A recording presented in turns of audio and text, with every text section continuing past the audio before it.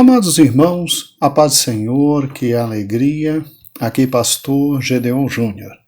Eu espero que os irmãos tenham aprendido bastante com os 2 vídeos extras que enviamos aos irmãos sobre geografia bíblica. É realmente muito interessante. E é uma área que os irmãos podem se desenvolver bastante, até mesmo porque hoje nós temos a internet com tantos estudos sobre geografia bíblica que fica maravilhoso o entendimento de muita coisa que a gente não entende. Muita coisa que a gente não entende fica muito mais fácil quando olhamos para um mapa e verificamos ali exatamente tudo. E o capítulo 34, onde estamos hoje, o 35, início para onde nós vamos, Deus então é um Deus absolutamente exato e acurado.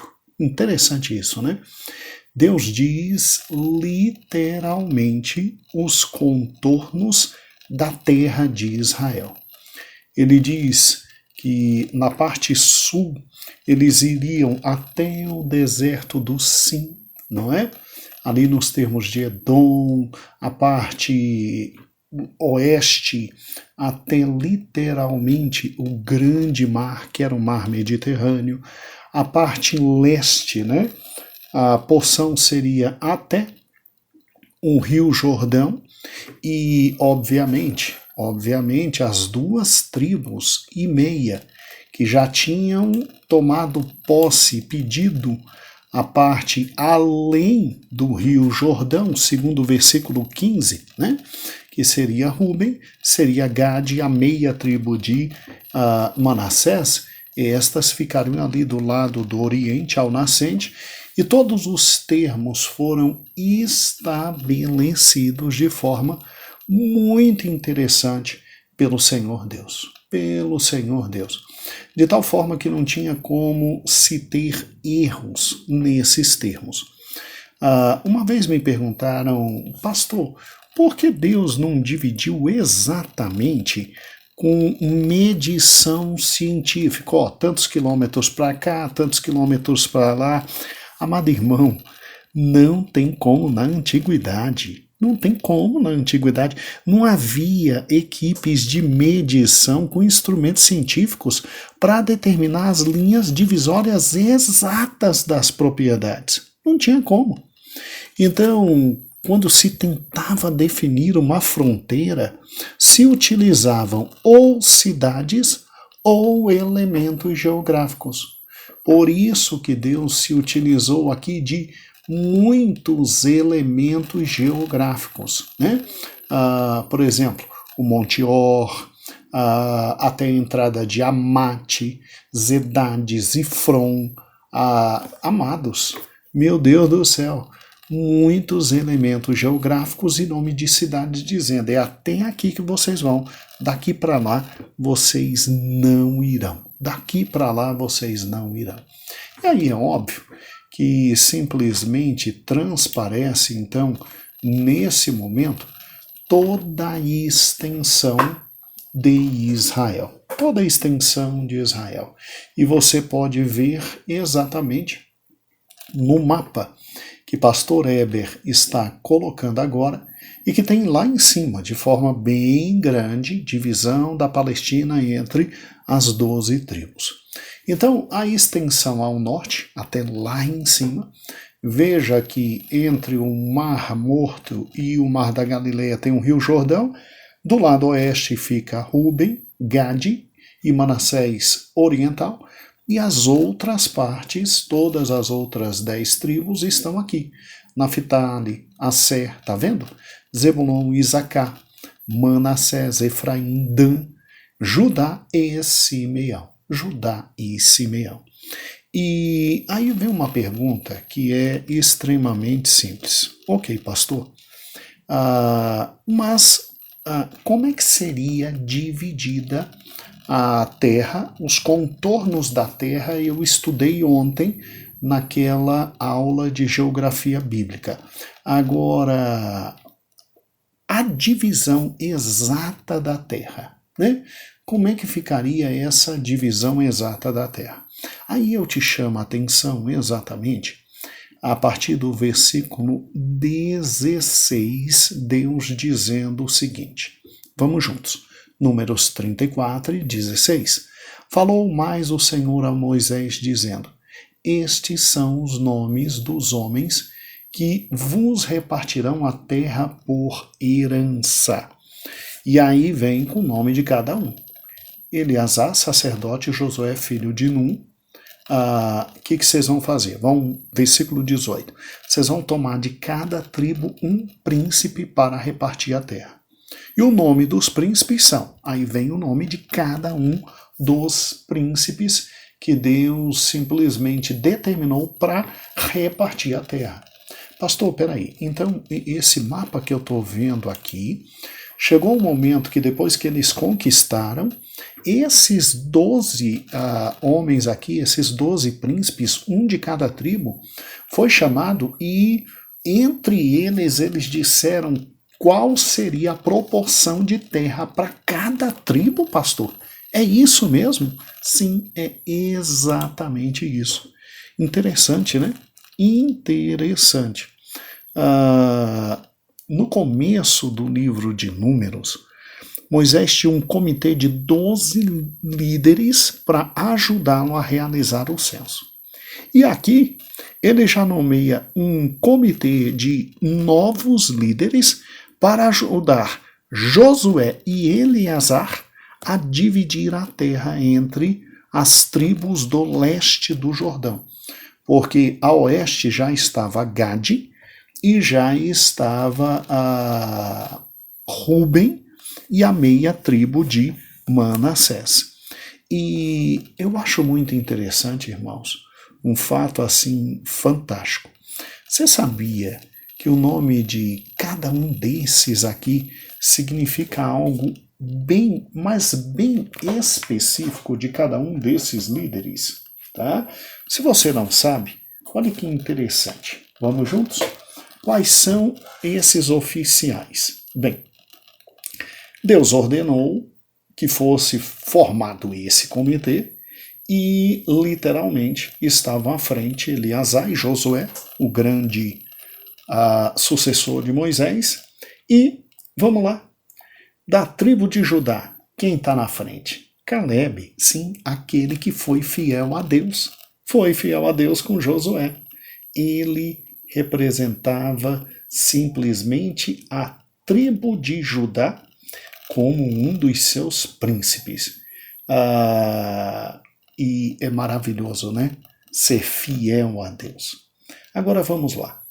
Os próximos que estavam eram... Vamos juntos. Deixa eu pegar aqui de cada tribo um. Samuel significa nome de Deus. Elidade significa Deus amou. Buqui significa aquele que foi provado e aprovado por Deus. Aniel significa favor de Deus. Quemuel significa exaltado por Deus. Elisafã significa meu Deus me protege. Paltiel significa Deus é a minha libertação. Aiude significa irmão da majestade. Pedael significa Deus libertou. Irmãos, cada príncipe de cada uma dessas tribos era simplesmente um homem grande na presença de Deus. E o que eu acho fantástico é o seguinte, é muito interessante isso. Deus está olhando e Deus já está deixando tudo em ordem, porque Deus é específico. Deus já disse a extensão da terra, é só pegar o estudo de ontem. Deus já diz quem vai distribuir a terra. Deus ainda diz o nome de cada um que vai representar cada tribo. E aqui você tem 10 tribos, porque de Ruben e de Gade já estava distribuído do outro lado, sem nenhum problema. E Deus simplesmente diz, vai acontecer, vai acontecer. Irmãos, e esse povo mal tinha atravessado o Rio Jordão, esse povo nem tinha ainda chegado a Jericó e nem tinha conquistado a terra prometida ainda. Tinha pego somente a parte mais oriental, que ficou com Gade, que ficou com Ruben e a meia tribo de Manassés. Então, antes que tudo acontecesse, Deus já estava dizendo em detalhes o que tinha que ser feito. Sabe o que é isso, irmãos? Isso é alguém que controla a história, o tempo, os fatos, e que quando diz que vai acontecer, vai acontecer. Irmãos, com certeza números é muito mais que números. Olha que Deus extraordinário é esse que nós servimos. 40 anos depois de todos esses líderes aqui encerrarem no caixão seus familiares, sobram somente 2, Josué e Caleb. Josué e Caleb. Eles já são octogenários. Eles já têm 80 anos. O resto, todo mundo que chegou aos 80 já estava morto. E aí, todos esses líderes aqui é de 50 anos para baixo. 50 anos para baixo. E são homens dignos diante de Deus, e que Deus já diz a Moisés, vou dar a terra para vocês, a extensão da terra é esse tamanho, e na hora de dividir, chame esse, aquele outro, e eles é que vão dividir a terra. E irmãos, olha que fantástico. Veja de novo o nosso querido quadro, a divisão entre as 12 tribos. Olha que coisa fantástica, né? Aí estão todas as 12 tribos. Você vê que Deus cumpriu sua promessa. Não ficou ninguém sem terra. Veja aí, pegue o Rio Jordão. Do lado oriental, ou direito, está lá embaixo Ruben, em cima está Gade, e lá em cima Manassés oriental. E depois que eles venceram, os 10 homens foram chamados, e lá em cima ficou Naftali. Do lado de Naftali ficou Aser, tá vendo? Ou Azer. No meio ficou Zebulon. Aí embaixo vem Issacar. Aí depois vem Manassés. Depois vem Efraim, depois Dan. Ali no meio, bem no meio, debaixo de Efraim, está Benjamim. Depois vem Judá, e no meio ali de Judá está Simeão. Todos receberam a terra. E essa divisão que está aí foi feita literalmente por esses 10 homens que estão aqui. Então, antes dessa divisão acontecer, o que ocorreu? Ocorreu, obviamente, meus amados irmãos, de forma muito bonita, uma ordem de Deus. E essa ordem de Deus foi dada, e eles pensaram da seguinte forma: poxa, nem atravessamos o Rio Jordão, e Deus já disse como é que vai dividir a terra. Gente, que Deus fantástico, né? Então eles foram sabendo que eles iam ter a vitória sobre todos os povos. E a vitória não foi simples. Meu amado irmão, creia, a vitória não foi simples. E aí vem uma pergunta. Mas pastor, tem uma questão aqui que está me incomodando. Tá, qual é a questão que está te incomodando? É a questão dos filhos de Levi, ou seja, os filhos de Levi, como é que fica? Eles ficaram com o que na terra? Você acha que Deus não colocaria os filhos de Levi literalmente em todo o território de Israel? Eles não teriam, como já lhe falei, um território específico, mas eles teriam cidades em todos os territórios de Israel.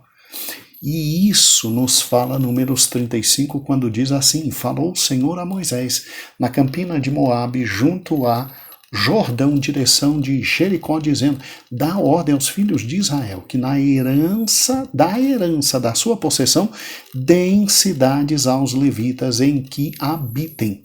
E também aos levitas darei arrebaldes ao redor delas, e terão essas cidades para habitar. Porém, os seus arrebaldes são para o seu gado, os seus bens e para todos os seus animais. Inclusive ainda deu o tamanho do arrebalde, né?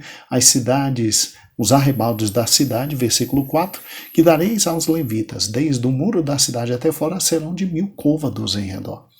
E fora da cidade, ao lado do oriente, medireis 2000 côvados, do lado sul, 2000 côvados do lado oeste, do lado norte, do lado do meio, e isso serão por arrebaldes das cidades. E olha que fantástico. Das cidades que dareis aos levitas, haverá 6 cidades de refúgio. 6 cidades de refúgio. E aí eu acho interessante, olha que interessante. Literalmente, Deus simplesmente determinou que os levitas vivessem entre os israelitas por todos os lugares. Pastor Eber agora está colocando um segundo mapa, que é muito importante, mas muito importante mesmo. E esse segundo mapa, ele demonstra literalmente as cidades que os levitas teriam. Por gentileza, olhe agora para o mapa e acompanhe comigo. Ele é muito interessante. Ele está em inglês, mas não há problema nenhum. É muito fácil de identificar. Olha que interessante. Veja, aqui está o mapa. Aqui embaixo está Judá. Do outro lado, Ruben, Gade, Manassés. Facinho. Naftali, Asser, Zebulon, Isacar. Aí Manassés, né, oeste. Efraim, Benjamim aqui e Dan. E aqui Judá. E embaixo, é lógico que está Simeão. Agora olha que interessante, está vendo literalmente, você está vendo todos esses pontos em preto aqui? Todos esses pontos em preto são cidades dadas aos levitas, de tal forma que os levitas tinham cidades em todas as localidades. Cidades, todas as localidades. Deram aos levitas essas cidades como Deus determinou. E o que está de vermelho, é o que nós chamamos de cidades de refúgio, que nós vamos aprender amanhã, as cidades de refúgio. Pastor, que interessante. Então, todas essas cidades foram dadas aos levitas? Sim. E eles têm essas cidades. Qual a finalidade de Deus simplesmente colocar os levitas com essas cidades em todo o território de Israel? Bem, a grande finalidade, já lhe falei, nós temos 3 grandes finalidades, isso eu expliquei quando estávamos estudando o capítulo 26 de Números, e vou falar de novo. Em primeiro lugar, você ter os levitas em todo o território cumpria uma profecia de Jacó, que no seu leito de morte diz que os levitas seriam distribuídos por toda a terra. Isso está em Gênesis 49, 1 a 7. Então, ia ser distribuído por toda a terra, não ia ter um único território, porque Jacó tinha profetizado. Então, a maior das razões, cumprimento da profecia de Jacó. Segundo lugar, os levitas espalhados por toda a terra, eles tinham maior oportunidade de ensinar a lei ao número maior de pessoas e influenciando essas pessoas a serem fiéis ao Senhor. Então, você tem levita em tudo que é canto, e o levita era literalmente visto como aquele que estava ao serviço do Senhor. Ele tinha a obrigação de conhecer a lei, de aplicar a lei, de ser um homem justo, um homem correto, de ser um homem de Deus naquela localidade. É mais ou menos assim como se você hoje morasse de um lado de um pastor E um pastor com P maiúsculo, né? Um pastor respeitado. Então, tendo levita em tudo que é canto, você consegue trazer uma maior ordem, uma maior organização, maior respeito dentro daquela cidade e, obviamente, maior ensino da lei para todos. Isso é óbvio. E o terceiro grande motivo deles simplesmente estarem espalhados era o fato de os levitas serem privilegiados por trabalharem exclusivamente na obra de Deus, no templo. Números 26 e 62 diz o seguinte, que Deus pegou Levi como sua herança. E que Deus deu Levi para o povo de Israel literalmente como herança para Israel, para abençoar Israel. E aí, eles que eram privilegiados por servir a Deus, assistindo os sacerdotes, eles tinham parte no sacrifício, parte do que o povo levava, e aí os levitas, eles literalmente, eles estando distribuídos no meio do povo de Deus, e trariam maior bênção para o povo de Deus na medida em que a lei, a palavra de Deus chegaria a todos e na medida em que o conhecimento de Deus, com as bênçãos decorrentes disso, a todos alcançaria. Então, olhe de novo para o mapa. Tudo que é canto, essas partezinhas de preto, literalmente são cidades dos levitas. Cidades dos levitas, né? E agora, deixando esse mapa que está em inglês e voltando para aquele primeiro mapa que a gente viu no início, que só tem a divisão das tribos. Olha que interessante. Olha que interessante. Lá embaixo, né? Você tem exatamente, primeiro parágrafo, segundo, terceiro. Desculpe, lá embaixo não, lá em cima, né? Primeiro parágrafo, segundo, terceiro. Aí vem uma observação, A tribo de Levi não recebeu uma porção de terra como herança, porque eles foram separados para a missão religiosa. Aí cada tribo cedeu cidades de seu território para os levitas. Foram 23 para os coatitas, 13 para os gersonitas, 12 para os meratitas. O que deu 48 cidades, e dessas 6 foram cidades para o tal cidade de refúgio, para a tal cidade de refúgio. As cidades de refúgio foram Quedes, Sitem e Hebron, do lado oeste do Jordão, e do lado leste, Golã, Ramote e Bezé. Mas cidade de refúgio realmente fica para um próximo estudo, que literalmente é amanhã, e por incrível que pareça, já temos 23 minutos, irmãos, de áudio. Meu Deus, como o tempo passa e a gente nem sente. Então, até amanhã, com o estudo das cidades de refúgio. E coloque uma coisa no coração. Deus é Deus, e Deus cumpre todas as suas promessas, porque Números, exatamente capítulo 34 e 35, é Deus dividindo um território que ainda ia entregar na mão de todas as 12 tribos. E eu quero terminar literalmente todo esse estudo dizendo: quando o Senhor falar, confie nele. E quero te lembrar, ele já falou, ele já enviou Jesus Cristo, que nos trouxe a palavra definitiva. E por intermédio dos apóstolos, ele terminou tudo aquilo que ele tinha que falar, porque o Espírito Santo literalmente levantou cada apóstolo para que a mensagem eterna de Deus fosse terminada. E te dá um conselho: tudo e absolutamente tudo que ainda vai acontecer já está na palavra de Deus. E assim como ele falou em Números 34 e 35, que tudo isso ia acontecer, eles iam conquistar, iam dividir a terra.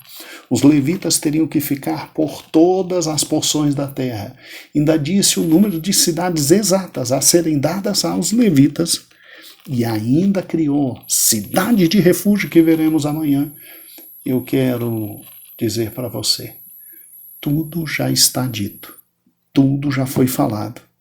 E é só você, literalmente, olhar para a palavra de Deus e nela crer. Porque quando Deus fala, Deus cumpre. Que lindo, né, irmãos? Um grande beijo. Eu, pastor Gedeon Júnior, agradeço a Deus pela oportunidade de simplesmente conversar com você sobre a palavra dele. Louva ao Senhor pelo ministério onde estou e pela confiança de nossa querida pastora presidente Loide Ramos. E agradeço a você pelo carinho de estar comigo mais uma vez. E amanhã sábado, hein? Amanhã sábado, Cidade de Refúgio. Não perca, porque será uma bênção. Um abraço, Deus abençoe a todos e a paz do Senhor.